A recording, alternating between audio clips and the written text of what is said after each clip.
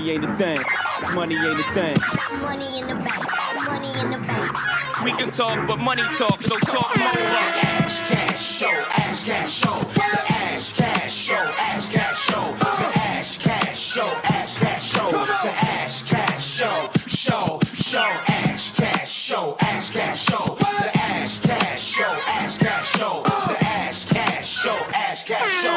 Baby, I got your money. You're now tuned into the financial motivator himself, Ash Cash, Mr. Mind Right, Money Right. Money Right. Money Right. Welcome to the Ash Cash Show every Monday through Friday, 8 a.m. to 9 a.m. Eastern Standard Time. Tell a friend to tell a friend. Make sure you go to the ashcashshow.com, subscribe to the podcast, go to ashcashtv.com, subscribe to the YouTube channel. Today's message is about love. Love, right? Equals wealth. So the moment you choose love, right? The moment you choose love is the moment that you choose wealth.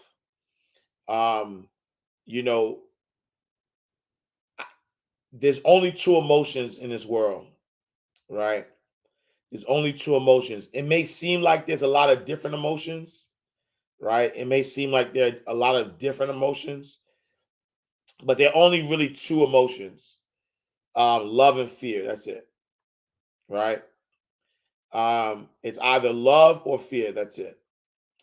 And what happens is anything, right, that is good for you, that is good to you, is based in love. Anything that is not good for you or not good to you is based on fear. Ramaya Trash, appreciate the badge, love. Right? It's based on fear. And so a lot of times, a lot of us are focused on these different emotions when there's only two emotions. You either have love for something, right? It's either love or it's either fear. And so when you choose love, right? When you choose love, you are choosing wealth because wealth is good for you. Even hate, right? When someone has hate, it is not about like the opposite. The opposite of hate is love, right? But hate is misguided love. Hate is actually a derivative of fear, right? Because you don't hate anything that doesn't affect you, right? You don't hate anything that you're not afraid of, right? And so when fill in the blank, anything that you look at and you're like, yo, I hate that thing. You hate that thing because of what you're afraid that thing can do, right?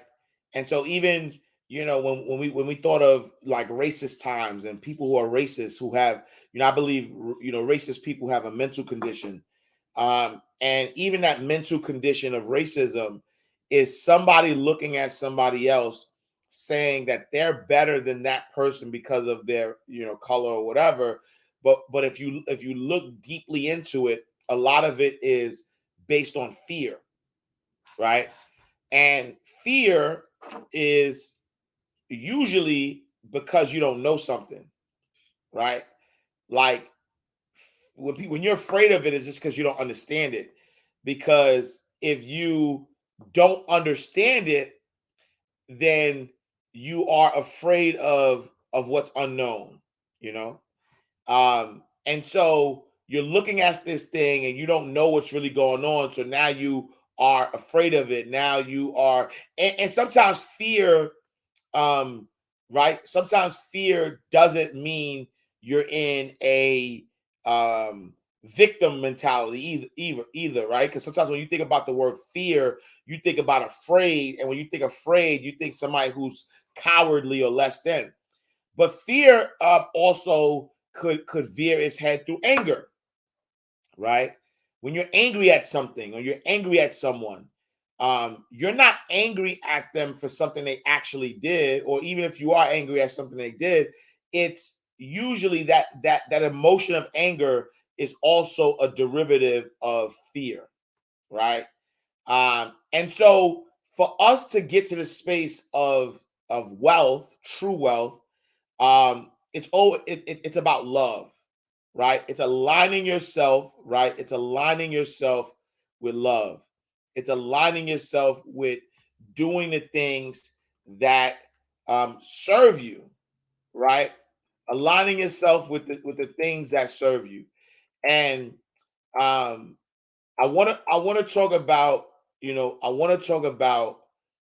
self-discipline first, right? Because self-discipline, right, is self-love. And before you can even get to a space, right? Before you can even get to a space of asking God, asking the universe, working towards your desires in life, you have to believe that you're worthy of it. But if you don't believe that you're worthy of it, then you're never going to obtain it. And worthiness, right? Worthiness starts with loving yourself, right?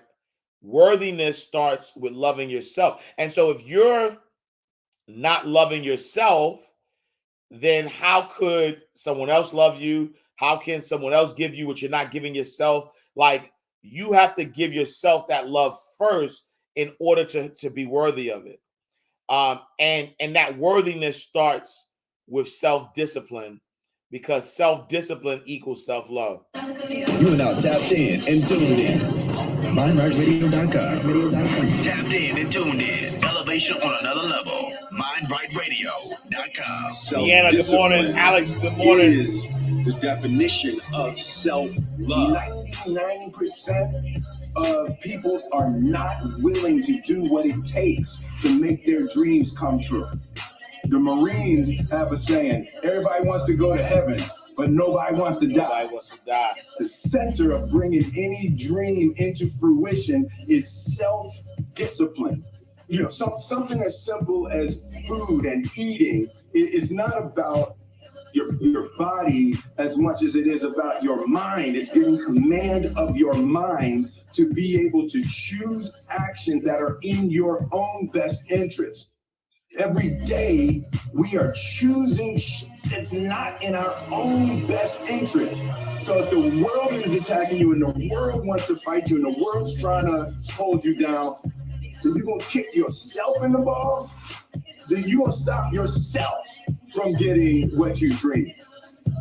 And I think the word discipline has kind of gotten a bad name. We think about it in terms of punishment. I'm not talking about discipline in that way. I'm talking about discipline in the sense that you forego immediate pleasure for the exchange of long-term self-respect. I believe that self-discipline is the definition of self-love. Self-discipline, y'all. That when you say that you love yourself, that means that you have behavior towards yourself that is loving. Self-discipline is the center of all material success. Self-discipline, that's you it. You cannot win the war against the world if you can't win the war against your own mind. Uh-oh. Self-love is you say to yourself, hey man, look, I know you want to eat that pizza and it'll be really good, but I can't let you eat that, man, because if you eat that pizza, you don't feel like shit. And I love you too much to let you eat that. Self-love is, hey, look, I know you got a test on Monday, and I know you really want to go out with your friends. It's Saturday night, you want to go out, but if you fail that test, you're not going to feel good about yourself. I love you too much to let you go out tonight. Self-discipline is self-love. If you want to be happy, you have to love yourself, which means you have to discipline your behavior. The road to sustained happiness is through disciplining your behavior. We tend to base our self-esteem on what other people think. And that's not really self-esteem. Self-esteem is supposed to be how we feel about ourselves. And I was just saying how dangerous it is to allow other people to determine how you're going to feel about you. And it's kind of like looking into a broken mirror. You're going to look in a broken mirror and then change your face to try to look good in this defiled, busted, broken mirror. And it just, other people's opinions is a really way to determine how we feel about ourselves. It don't matter whose fault it is that something is broken, if it's your responsibility, to fix it. For example, it's not somebody's fault if their father was an abusive alcoholic, but it's for damn sure their responsibility to figure out how they're going to deal with those traumas and try to make a life out of it. It's not your fault if your partner cheated and ruined your marriage, but it is for damn sure your responsibility to figure out how to take that pain and how to overcome that and build a happy life for yourself. Fault and responsibility do not go together. It sucks, but they don't. When something is somebody's fault, we want them to suffer. We want them punished. We want them to pay. We want it to be their responsibility to fix it, but that's not how it works, especially when it's your heart. Your heart, your life, your happiness is your responsibility and your responsibility alone. As long as we're pointing the finger and stuck in whose fault something is, we're jammed and trapped into victim mode. When you're in victim mode, you are stuck in suffering. The road to power is in taking responsibility. Your heart, your life, your happiness is your responsibility and your responsibility alone. You can make a person smile, you can make a person feel good, you can make a person laugh, but whether or not a person is happy is deeply and totally and utterly out of your control. The prerequisite for spending time with any person is that they nourish and inspire you. They feed your flame. Look at your last 5 text messages. Are those people feeding your flames, dousing your fire? Or dousing your fire. Put your phone down for just a second and look around. Look to the people around you. Are those people throwing logs on your fire, or are they pissing on it? Self-discipline is the definition of self-love. Self-discipline is self-love. The definition of who I am is very clear to me, and it also redefines who I want to be. In that, I know for a fact that I'm stronger than I thought I was. You know, you can't help but ask yourself the question, what would I do if I was in Muhammad Ali's shoes? Self-discipline is the definition of self-love. I'm motivated by fear. I hate being scared to do something. And I think what developed in my motivated by fear was the get fear out of here. Attitude that I started attacking things. Attack the things you fear. Why were you scared in your bed the night before? What do you need that fear for? Just don't go. Why are you scared in your bed 16 hours before you jump? Why are you scared in the car? Why could you not enjoy breakfast? Fear of what? Fear of what? You're nowhere even near the airplane. Everything up to the stepping out, there's actually no reason to be scared. No it reason only to be afraid, just ruins your day. You don't have to jump. And then in that moment, all of a sudden, where you should be terrified is the most blissful experience of your life. And God placed the best things in life But on God the placed other the best side things of on the faith. other side of fear. Mind Right Radio. Inspiration and So let me tell motivation y'all something. 25/8. That's all the time. More than humanly possible. Mac Don, what Elevation up, my on G? another level. Let me tell you something. God placed, right? God placed the best things in life on the other side of fear, right? The best things in life are on the other side of fear. And why is that?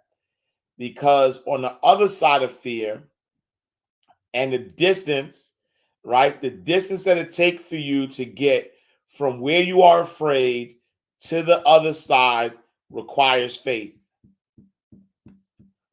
And that's the only requirement, right? The only abundance is your birthright. The only requirement that you have to receive and allow the abundance that is your birthright is faith, because God is going to give you what you believe. And so if you have something that is like you're afraid, Marcia, thank you for the badge, love. If you got something that is making you afraid, right, then you believe that that thing could stop you. And so if you are afraid in your being, and you allow that thing that you're afraid of to really stop you, then that means you believe in that fear, and you don't believe in faith, and you're not going to get rewarded for believing in fear, believing in something that's not true, because everything is working for your greater good. And so if you're believing in something that's not true, right? Butterfly thoughts, thank you for the badge, love.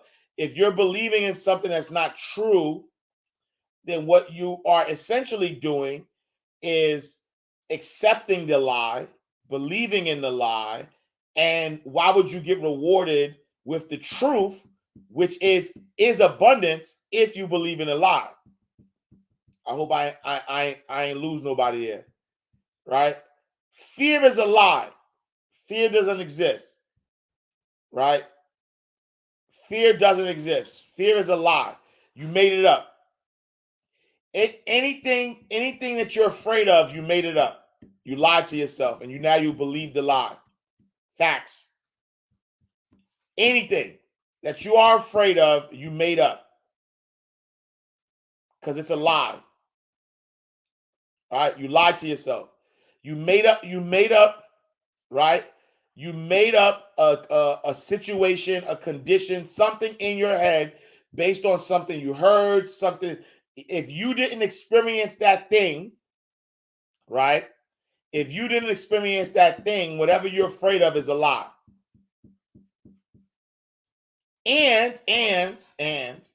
So I'll give you an example, right? Because somebody might say, well, Ash, what about the things that can actually hurt you? I'm not afraid of them because I know they can hurt me. And so I stay away from them. It's simple. I don't have the spirit of fear. I'm not afraid of a hot stove. Right? I'm not afraid of a hot stove, because I know that if I put my hand on the hot stove, I'm gonna burn. So I stay away. My hand stays away from it. So why should I fear something when I know the outcome, though? Right? But if I say if this then that, and I know that's gonna happen, and I'm afraid, like, nah, I'm not fearful. Right? I'm not fearful of things that I know. Right? Which is why, if you believe that abundance is your birthright, and you know, right, that on the other side of fear is the best things in life, right, then do it scared. Do it anyway. Right? Do it scared. Do it anyway. Because when you do it scared, when you do it anyway, you are showing faith, right, which is a requirement of allowing the abundance that's your birthright, but you're also showing self-discipline. You don't realize that, right? You don't realize that when you are showing faith and you're showing that you believe in something, you're showing self-discipline. There's many times I sit and I create a plan for myself, and I say, this is what it's going to take to get me to the next level. And then as I'm doing that thing that's taking me to the next level, some type of fear creeps in. But I do it anyway. I do it scared. I do it anyway. A lot of y'all kind of see a lot of the stuff that I do in public. And I may look fearless. Right? I may look fearless. Some of y'all might be like, yo, Ash ain't scared of nothing. But that ain't true. Right? There's a lot of things that I do that I lie to myself. Right? I'm lying to myself. I'm looking at these circumstances that don't even exist. I'm creating these scenarios that don't even exist. And they're keeping me up. They're making me, oh my God, I'm worried. But I do it anyway. I do what I do. I run towards fear. Right? I run towards fear. In fact, if I'm afraid to do something, I do it anyway. Like that's my barometer, actually. And that has helped me in every time. Because I know that God reserves the best things in life on the opposite side of fear. And so if I'm afraid of something, if something is like keeping me up, that's my cue to do it. And that is a level of self-discipline that I've created within myself. Because the truth of the matter is that you either are going to get two things. You're either going to have self-discipline or regret. And we don't know when God gonna say your time is up. And so when it's all said and done, I need God to be pleased. I want God to be pleased because God says, Ash, you were obedient. You listened. You believed in me. You didn't allow the outside world to take advantage of you. Right? So when it's all said and done, I need God to be pleased. Because that level of obedience is what is bringing heaven on earth. Right? That level of obedience, when you go past your fear, when you do it anyway, that level of obedience is what's going to get you to that next level. So you either choose today. You choose today. Are you going to choose self-discipline or are you going to choose regret? Of all the subjects we've covered so far and are about to cover, none is more important than covering the disciplines for success. What's at the core of achieving the good life? The major key to the good life. The major key is not in learning how to set goals. It is not in learning how to better manage your time. It is not in mastering the attributes of leadership. Every day in 1,000 different ways, we are trying to improve ourselves by learning how to do things. We spend a lifetime gathering knowledge in classrooms, in textbooks, in experiences. Now, if knowledge is power, if knowledge is the forerunner to success, then why do we fall short of our objectives? Why, in spite of all our knowledge and in spite of our collective experiences, do we find ourselves aimlessly wandering, settling for a life of existence rather than a life of substance? There may be many answers to this question. Your answers may be different than your associates or your spouses or your friends. While there may be many answers to this question, the fundamental answer is the absence of discipline. Applying all that we know. That's the key word, discipline, self-discipline. We might add one more word here, consistent. Consistent self-discipline. It doesn't really matter how smart you are or how much you know if you don't use it. It doesn't really matter that you graduated magna cum laude if you're stuck in a low-paying job. It doesn't really matter if you attended every seminar that comes to town if you don't apply what you've learned. Better than knowledge is applied knowledge. And once we've applied our knowledge, we must study the results of that process. Apply our knowledge, study the results, refine our approach. Finally, by trying and observing and refining and trying again, our knowledge will inevitably produce worthy results, admirable results. And with the joy and results of our efforts, we continue to apply, to learn, to observe, to fuel our ambition with the positive reinforcement of continued progress. Pretty soon, we'll find that we're swept into a spiral of achievement, a vertical rise to success. And the ecstasy of that total experience makes for a life of triumph over tragedy, dullness, and mediocrity. First Lady Owen, I got you. But for this one, self-discipline. Consistent self-discipline. Consistent self-discipline. Consistent self-discipline to master the art of setting goals. Yep. To master the art of time management. To Time master the management, art of setting leadership. goals. To master the art of parenting and relationships. If we don't make consistent self-discipline part of our daily lives, the results we seek will be sporadic and elusive. It takes a consistent effort to truly manage our valuable time, or we'll be consistently frustrated. Our time will be eaten up by others whose demands are stronger than our own. It takes discipline to conquer the nagging voices in our minds.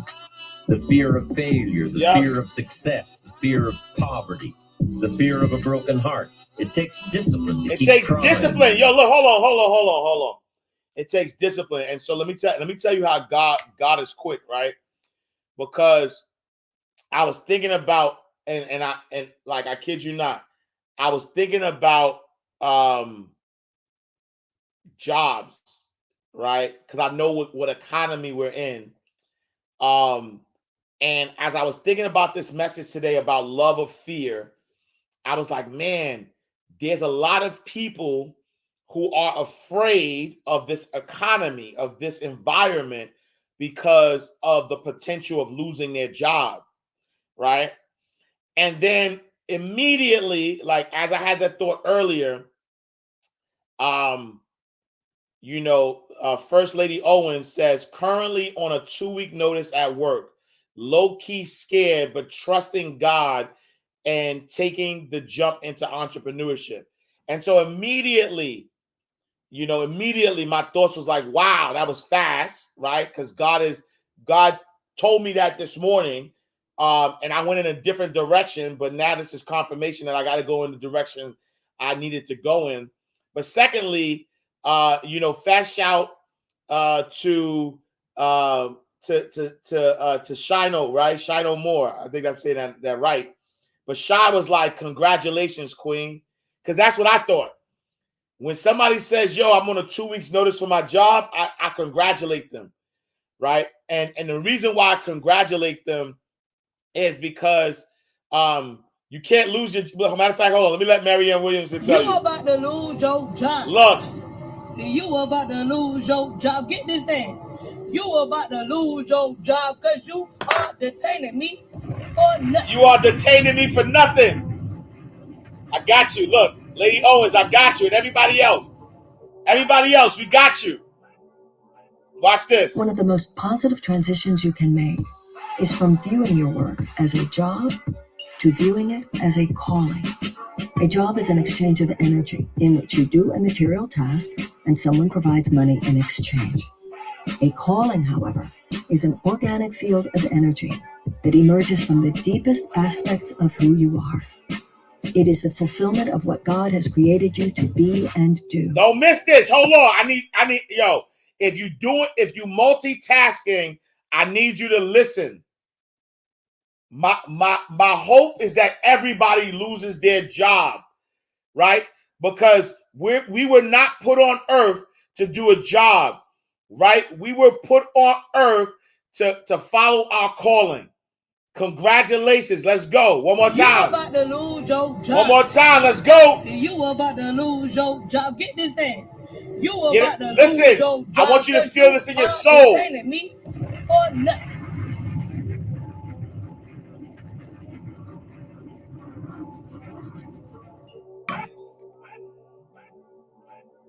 One of the most positive transitions you can make is from viewing your work as a job to viewing it as a calling.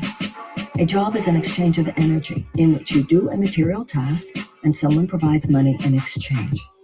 A calling, however, is an organic field of energy that emerges from the deepest aspects of who you are. It is the fulfillment of what God has created you to be and do. Approaching your work as a job versus approaching it as a calling makes all the difference in whether or not you dwell in the miraculous universe. You have a calling simply because you are alive. You have a calling because you are a child of God. You have a calling because you're on this earth with a divine purpose, to rise to the level of your highest creative possibility, expressing all that you are intellectually, emotionally, psychologically, and physically in order to make the universe a more beautiful place. As you do this, your entire life becomes your ministry, a way to serve God and to serve the world. Your life If you're becomes your thinking of ministry. money only as something you get in exchange for doing a job, then you'll never be free of limited thought forms surrounding money. We are heir to the laws that rule the world we identify with. If you identify only with the material plane, you place yourself at the effect of pretty severe economic realities of scarcity and lack. If you identify with the spiritual plane, you are under no laws but God's. I'm looking for a job. I'm trying to figure out what I should do, and I don't know how I'm going to make ends meet, are sentences that confuse the universe. A child of God doesn't have to look for a job. A child of God doesn't have to figure out what to do. A child of God doesn't have to worry about how ends will meet. A child of God is simply a magnet for all things good. A magnet for all the things you who good. thinks of life as a struggle or a place where you're on your own is not the real you.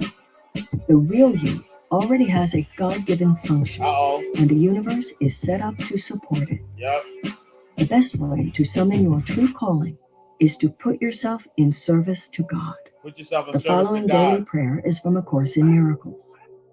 Where would you have me go? What would you have me do? What would you have me say? And to whom? While a job is separate from the rest of our lives, a calling is a fulfillment of the rest of our lives. By striving to be the best we can be, we create the internal blueprint by which we do the best we can do. On a soul level, we want to work. We want to create. We want to be productive and serve others and share our gifts with the world. Often, it is not external forms of obstruction that hold us back, but rather internal ones. And nothing releases us internally more than the desire and the willingness to serve. The world can give you a job. The world can give you a can job. be taken away. But a true calling puts you in a career zone that cannot be taken away. Yep. It reflects your willingness to do what you feel inwardly led to do in order to help heal the world. The universe then registers your true substance, your true seriousness, and your true purpose. Some things you do will bring forth worldly wealth. Other things you do will not directly bring forth wealth at all, but being the right things to do will summon wealth miraculously from other sources. Losing a job does not mean you lose your calling, because as a personal ambassador of God, you have been given a permanent assignment. You are here to represent Him who sent you, and He does not change His mind about This is Mary M. you. Williamson. You are never unemployed by God. Never unemployed by That's true God. not just about you. It's true about all of us. Anything that appears to separate us from each other is not the deepest level of our identity. It's not our identity, we all have y'all. different jobs, but the same ministry. Some of us are technicians. Some of us are mathematicians. Some of us are writers and artists. Some of us are salespeople. Some of us don't even work as work is defined by the world. But our value individually is determined not by what we do, but by the consciousness with which we do it. We are all here to be available channels for the love that heals all things. A job takes a form, but our ministry is content. Even if you lose your job, you still have your ministry, because it is part of who you are. Your life has no less value if you're not employed as the world defines it. If you are kind to people, if you're compassionate, if you pour your excellence into whatever you're doing, then you're doing the job God sent you to do. From that will emerge the next form that's needed to host the energies you're bringing forth. You are now tuned in to Mind Right Radio. Elevate your mind. You elevate your life. All right, y'all. And so last but not least, y'all, here's what I'm going to tell you. Love or fear, right? Love is wealth. Self-love is wealth. Self-discipline is wealth. You look, it's either love or fear. You get to choose. You have abundance. Abundance is your birthright. You have abundance. I Am Greatness on display. Y'all can get the shirts, ashcashmerch.com. You know what I'm saying? Go to ashcashmerch.com. You can get the merch there. But all right, last but not least.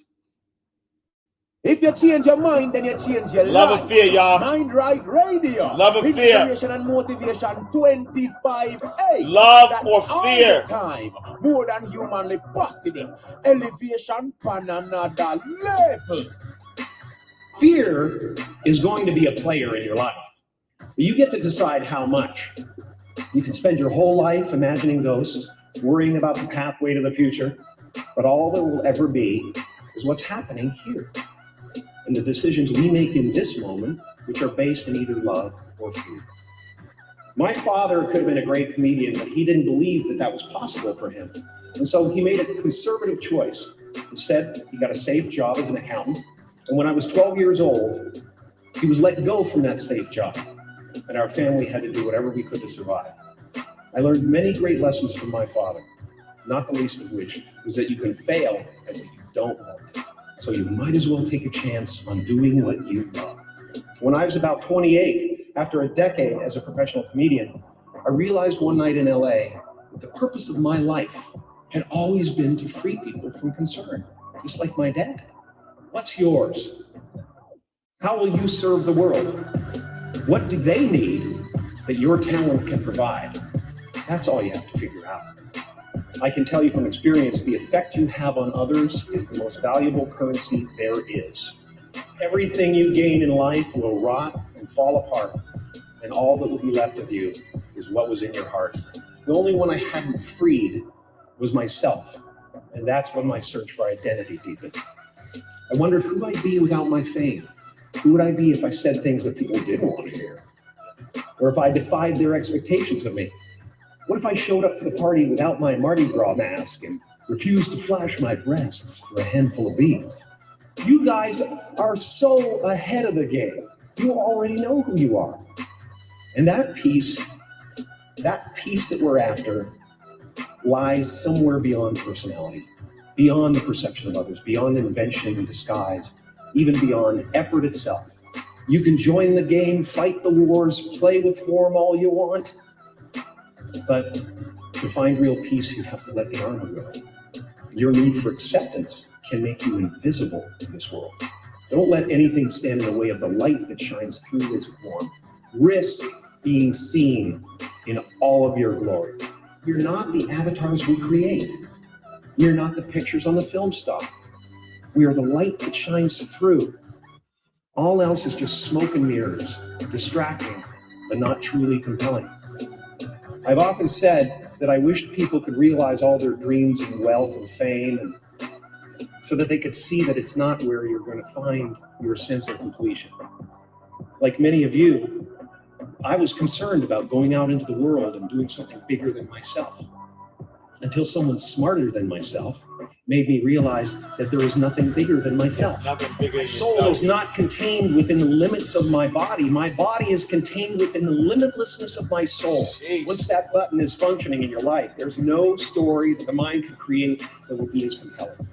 The imagination is always manufacturing scenarios, both good and bad, and the ego tries to keep you trapped in the multiplex of the mind. And if you listen to it, there will always be someone who's doing better than you. No matter what you gain, ego will not let you rest. It will tell you you cannot stop until you've left an indelible mark on the earth, until you've achieved immortality. How tricky is this ego? that it would tempt us with the promise of something we already possess. You already as far as I possess can it. tell, it's just about letting the universe know what you want and working toward it while letting go of how it comes to pass. Your job is not to figure out how it's going to happen for you, but to open the door in your head. And when the door opens in real life, just walk through it. There's always doors opening. They keep opening. And when I say life doesn't happen to you, it happens for you, I really don't know if that's true. I'm just making a conscious choice to perceive challenges as something beneficial so that I can deal with them in the most productive way. You'll come up with your own style. That's part of the fun.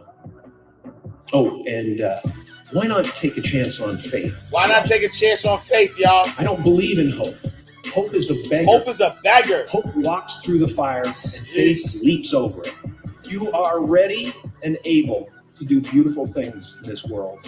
And after you walk through those doors today, you will only ever have two choices. Love or fear. Choose love. And don't ever let fear turn you against your playful heart. Fear is going to be a player in your life. You get to decide how much. You can spend your whole life imagining ghosts, worrying about the pathway to the future. But all there will ever be is what's happening here. Goosebumps! And the decisions we make in this moment, which are based in either love or fear. Liquid means rewind. Gunshot means somebody needs to hear this again. I'm sorry. You requested it, so we rewind. Somebody needs to hear this. Motivation combined. That's inspiration on another level. Mind Right Radio. Elevate your mind. You elevate your life. If Talk you to change him. your mind, then you change Talk your to him, life. Jim. Mind Right Yes, Jim Radio. Carrey. You are crazy. Yo, somebody, I'm getting goosebumps. We need to hear this. Somebody needs to hear this again. I don't know who, but somebody needs to hear that again. Fear is going to be a player in your life. Whoa. You get to decide how much. You can spend your whole life imagining ghosts, worrying about the pathway to the future, but all there will ever be is what's happening here. And the decisions we make in this moment, which are based in either love or fear. My father could have been a great comedian, but he didn't believe that that was possible for him. And so he made a conservative choice. Instead, he got a safe job as an accountant. And when I was 12 years old, he was let go from that safe job. And our family had to do whatever we could to survive. I learned many great lessons from my father, not the least of which was that you can fail at what you don't want. So you might as well take a chance on doing what you love. When I was about 28, after a decade as a professional comedian, I realized one night in LA that the purpose of my life had always been to free people from concern, just like my dad. What's yours? How will you serve the world? What do they need that your talent can provide? That's all you have to figure out. I can tell you from experience, the effect you have on others is the most valuable currency there is. Everything you gain in life will rot and fall apart, and all that will be left of you is what was in your heart. The only one I hadn't freed was myself, and that's when my search for identity deepened. I wondered who I'd be without my fame. Who would I be if I said things that people didn't want to hear? Or if I defied their expectations of me? What if I showed up to the party without my Mardi Gras mask and refused to flash my breasts for a handful of beans? You guys are so ahead of the game. You already know who you are. And that peace that we're after lies somewhere beyond personality, beyond the perception of others, beyond invention and disguise, even beyond effort itself. You can join the game, fight the wars, play with form all you want, but to find real peace, you have to let the armor go. Your need for acceptance can make you invisible in this world. Don't let anything stand in the way of the light that shines through this form. Risk being seen in all of your glory. We're not the avatars we create. We're not the pictures on the film stock.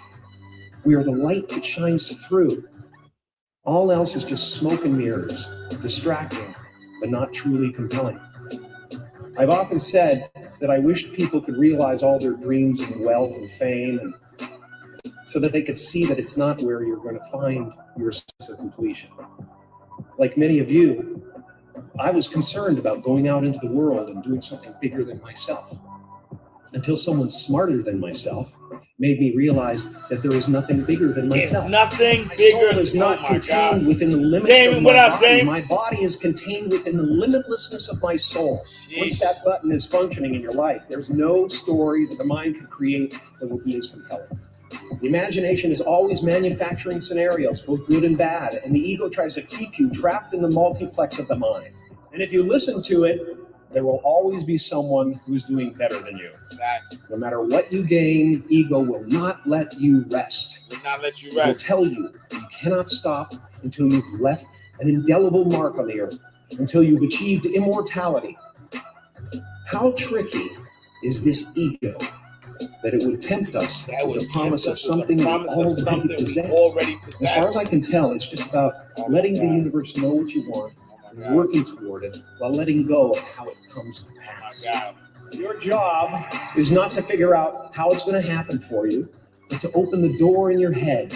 And when the door opens in real life, just walk through it. Just walk through it. There's always doors opening. They keep opening. And when I say life doesn't happen to you, it happens for you. It happens for you. I don't know if that's true. I'm just making a conscious choice to perceive challenges as something beneficial so that I can deal with them in the most productive way. You'll come up with your own style. That's part of the fun. Oh, and why not take a chance on faith as well? I don't believe in hope. Hope is a beggar. Hope walks through the fire and faith leaps over it. You are ready and able to do beautiful things in this world. And after you walk through those doors today, you will only ever have two choices: love or fear. Love or fear. Choose love. And don't ever let fear turn you against your playful heart. Fear is going to be a player in your life. You get to decide how much. You can spend your whole life imagining ghosts, worrying about the pathway to the future, but all there will ever be is what's happening here. And the decisions we make in this moment, which are based in either love or fear.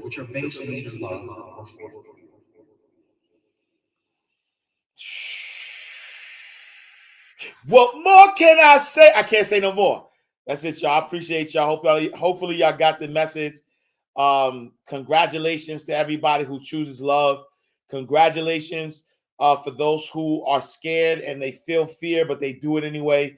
Congratulations to everybody who's pushing forward, who understands their power, who understands that abundance is their birthright, who understands that no one could give you what you already have. Nobody could give you what God has already promised. It's already yours. It's already yours. Right? It's already yours. Everything you need is already yours. Everything you desire, it's already yours. Anything that you put your mind to and you said, this is my desire, it's already yours. Hope is a beggar. Hope is a beggar. We're not hoping. We're not hoping. It's already yours, right? Everybody put that in the comments. I need everybody to drop that in the comment. It's already mine. It's already mine. It's already mine. I need all caps though, y'all. Y'all know how we do. I need all caps. I need you to yell it. It's already mine. I need all caps though. It's all caps. All caps. Right? It's already mine. You don't have to beg for it. You don't got to steal for it. You ain't got to deceive nobody for it. You ain't got to hope for it. It's already yours. It is already yours. And so move in that space. Right? Move in that space. Move like it's already yours. It's already mine. It's already mine. It's mine already. I own it. It's mine. And I'm going to keep walking in that direction because it's mine. It's already mine. All right, y'all. Let's go, y'all. Let's go. Let's go. Let's go. Let's go. It's time to get it. All you gotta do, look. Here's the thing, though. All you gotta do is be. I keep saying that. I might have to be a shirt. All you gotta do is be. Es mío, MJ. What up? Es mío. It's mine. Es mío. All right, y'all. Appreciate the badge love, everybody. Salute. Ramaya Trash, thank you for the badge love. Marcia Marie, thank you for the badge love. Butterfly Thoughts, thank you for the badge love. Born Savage, thank you for the badge love. Silhouette, Face and Body, thank you for the badge love. Mac Dime, my G, thank you for the badge love. MJ the Soul, thank you for the badge love. Kirby Queenie, thank you for the badge love. Yo, peace and blessings, y'all. I appreciate y'all. Thank y'all for tapping in. Thank y'all for being obedient, right? For being obedient. Something's calling you to this. Something's calling you. You know, like there's a lot of people who wake up in the morning, right? There's a lot of people that wake up in the morning. You chose, right? You chose to spend your time with me, and God is pushing you to that next level. So keep being consistent. I'm gonna keep showing up. I'm gonna see y'all tomorrow in God's will. Same time, same place. Peace. I ain't talking about rich. I'm talking about well. Money ain't a thing. Money ain't a thing. Money in the bank. Money in the bank. We can talk, but money talk, so talk more. Ash Cash Show, Ash Cash Show, the Ash Cash Show, Ash Cash Show, the Ash Cash Show, Ash Cash Show, the Ash Cash Show, Ash Cash Show, Ash Cash Show, the Ash Cash Show, Ash Cash Show, the Ash Cash Show, Ash Cash Show. Baby, I got your money. You are now tuned in to the Ash Cash Show, your #1 source for financial motivation. Get your mind and your money right.